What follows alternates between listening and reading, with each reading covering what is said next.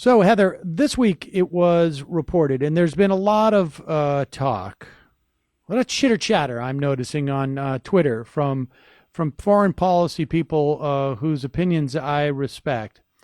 That two things are happening. One, we saw this report. I think it was in the Times that talks with North Korea have basically broken down because the president of the United States continues to agitate on Twitter. It almost seems it's almost hard to believe the words coming out of my mouth. But yes, the president of the United States, his social media postings are basically threatening the annihilation of hundreds of thousands, if not millions, of people on our planet.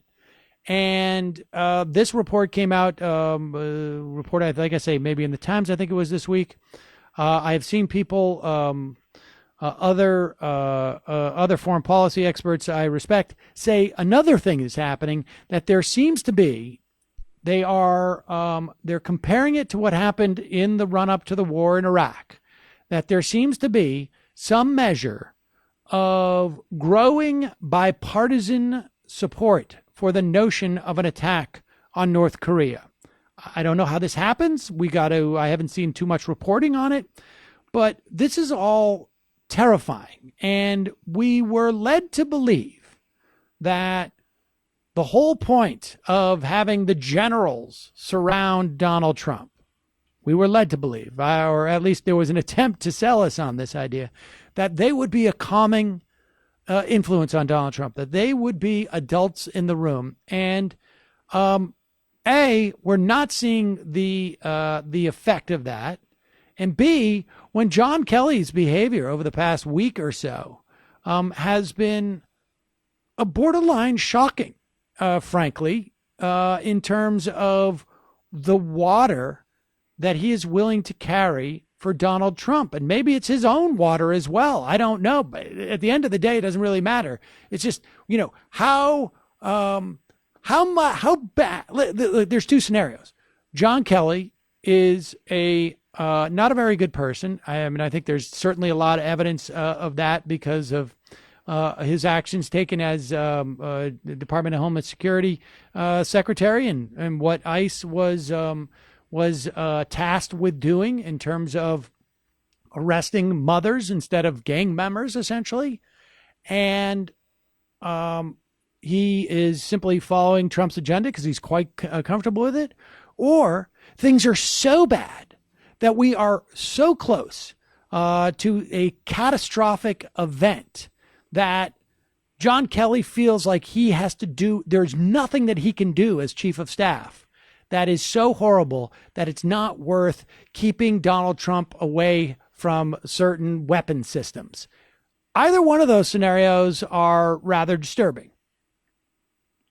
Yeah, I would say so. That is, I hadn't actually thought of it in those terms until you just said it. But, my assumption had been that Kelly is simply a Trump guy. I mean, and I think he is on a certain level. I think that he probably, of all the generals around Trump, has the most personal affinity with Trump's worldview, which is basically just this kind of, hardcore macho bully, right-wing point of view.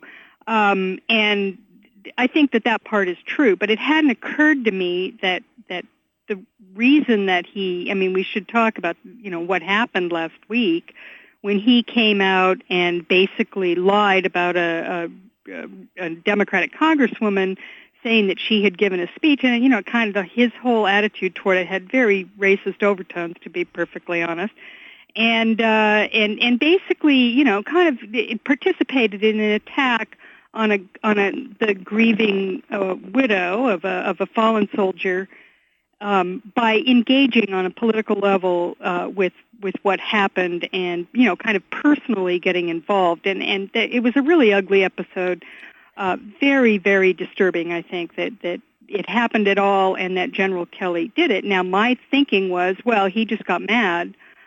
Because he had been there with Trump and had, kind of guided him through the whole condolence call issue, and somehow or another that whole thing got screwed up, and Trump was mad at him for it, and he ended up having to go out and trying to kind of, cover his own backside in that whole thing. So that had been my assumption. But what you're saying is maybe there's something even bigger going on, and you might be right. This news about North Korea, to me, this is the thing that keeps me up at night. I mean, there's a lot going on in this country that's really disturbing, from, culture war and NRA incitement to racism and every other ugly, horrible thing, and Donald Trump. But North Korea, this is an existential threat. I mean, it really is. This is very, very bad. And what they're saying now is that the talks have broken down, as you said, between the United States and North Korea and the other group that was working on this issue in Asia, mainly because Donald Trump has been insulting Kim Jong-un in this puerile, childish fashion on Twitter. Now, it's so hard for me to believe this, but, we're dealing with a guy in North Korea who isn't exactly all there. And there's also a whole cultural thing, an Asian thing in which, the idea of, allowing people to save face is a very important aspect. And I think most diplomats and people who work with Asian governments kind of understand this, and that, you adjust yourself to how best to communicate with people under those circumstances. And here's Donald Trump like a bull in a china shop, just running around acting like he's on a schoolyard in, Idaho somewhere. And this is very disturbing that it's leading to this. And apparently, I mean, from what I understood, one of the quotes that was really disturbing about this was he said that let me see if I can find it. He said that they believe that it's either fight and lose, either stage the fight. Shoot, I can't find it. Anyway, one of the things that the North Koreans said was that they said that the U.S. government, they believe the U.S. government is telling them surrender without a fight or surrender with a fight. That's what Trump is telling them. Right. And it kind of is. I mean, that's how he's acting. This is your only choice. You surrender one way or the other. And, to the North Koreans, of course, that's an existential threat to them. And they're seeing this as, well, maybe we can go down fighting. And it's not the most stable of people who are running that regime. So, this and is very scary. It's not just a question of the most stable people who are running the regime.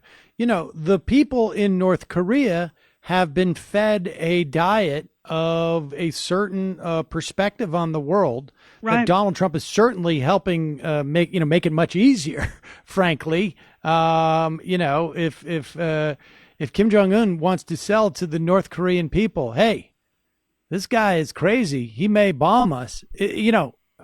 We're sitting here in the United States and we have multiple different perspectives that we have access to, in literally at our fingertips.